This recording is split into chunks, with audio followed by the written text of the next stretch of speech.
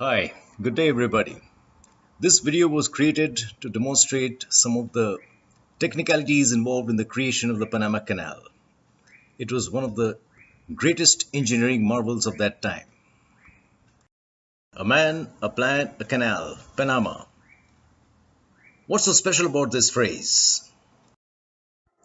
If you were to take a look at the map of Central America, you'll find a narrow strip of land connects North America with South America. Then this portion is known as Central America. In Central America, there is a country called Panama. And this portion, the strip of land is the narrowest. On the south, we have the Pacific Ocean, and in the north, we have the Caribbean Sea and the Atlantic Ocean. This is the place where the Panama Canal is situated. A point to be noted is that though the strip of land is very narrow, this portion of the land is very mountainous, very rocky, and very densely overgrown with trees and bushes. And at that time, it was a monumental task to dig a canal connecting the Pacific Ocean with the Caribbean Sea. However, way back in 1903, a French engineer by the name of Ferdinand Mario de Lesseps came up with a bold plan. He decided, why not dig a canal connecting the Pacific Ocean to the Caribbean Sea and the Atlantic Ocean? By doing this, the ships will not have to go all the way across the southern part of South America through the Cape Horn. Rather, it will go through the Panama Canal. And that's what gave birth to the idea of the Panama Canal.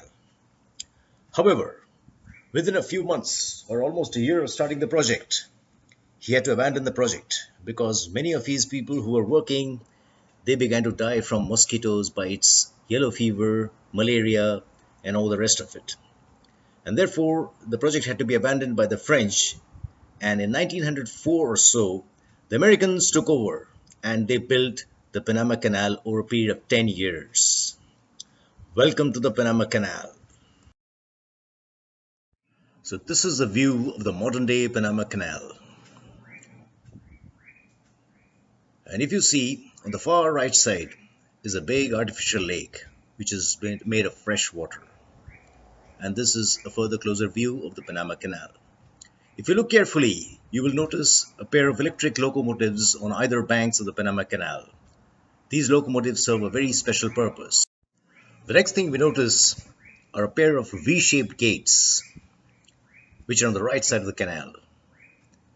And on the left side, we notice that the water level is at a much lower level than on the right side.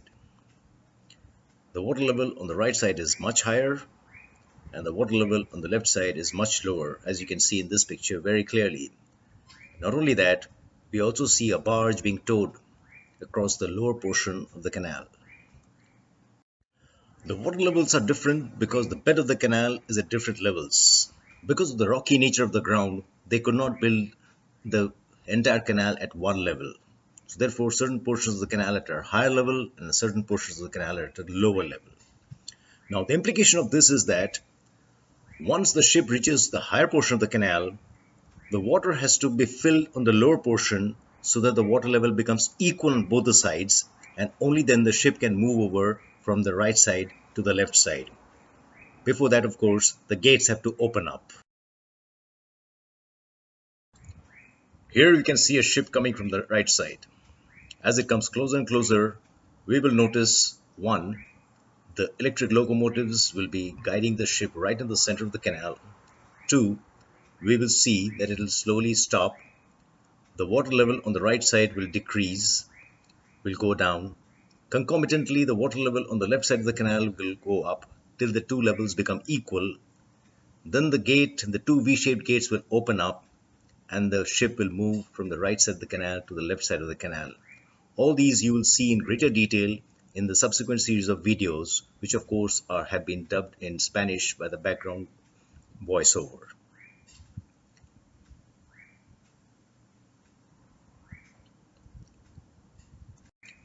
Finally, I would like to draw your attention to this artificial lake which I mentioned earlier. It is filled with fresh water and a series of sluice gates are there in the foreground. These sluice gates drain off the excess water during the rainy season so that the level in the artificial lake remains constant. And this locomotive that you see here in the next picture, this was used by the French to remove the earth and the rock which was dug up, and they were used to fill an artificial island in the Panama.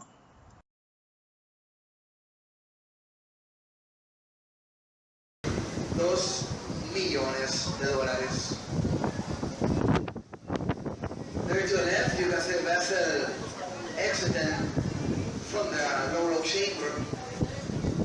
Vessel is using their own power. The locomotive on the side of the vessel, they are now putting the locomotive guide. They keep the vessel in the center of the chamber in order the vessel does not hit the walls. Each one of the locomotives weighs about 50 tons. Locomotives are electric. They use 490 volts. They are made by the Mitsubishi company. Each one of the locomotives costs approximately $2 million.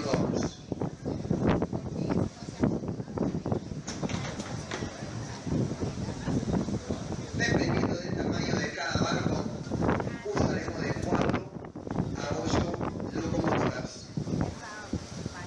Depending on the size of the vessel, we'll use between a 4 to 8 point locomotive.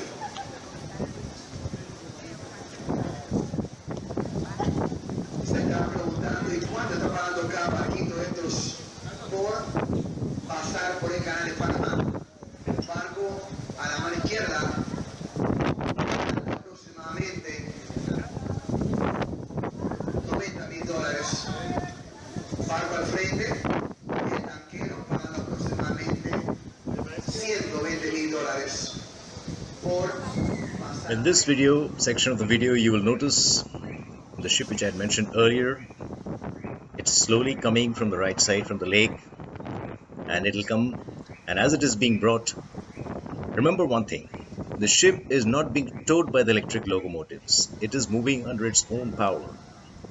The electric locomotives on either side are holding it exactly in the midline by means of taut cables. The reason is because the ship is very wide and it's likely to touch and break the banks, and therefore it has to be held exactly in the midline so that it does not move on either side and break the banks of the ship. As you watch, you will find that it will come to a stop. The water level on this right side of the canal will slowly come down, and you'll see the ship going down. And concomitantly, the water level on the left side will rise up till both the levels become equal. And then in the last series of the videos, you'll see that the two V-shaped gates will open up and the ship will move from the right to the left. So this is the whole mechanism by which the Panama Canal functions, and it serves 35 to 40 ships per day. In this section of the video, you'll notice three things. One, the water level on the right side of the canal has come down drastically till it has become level with the water level in the left side of the canal. You see the opening up of the V-shaped gates, and you will notice how the two electric locomotives on the front and similarly two electric locomotives at the back of the ship, by means of taut cables, they are holding the ship exactly in the midline.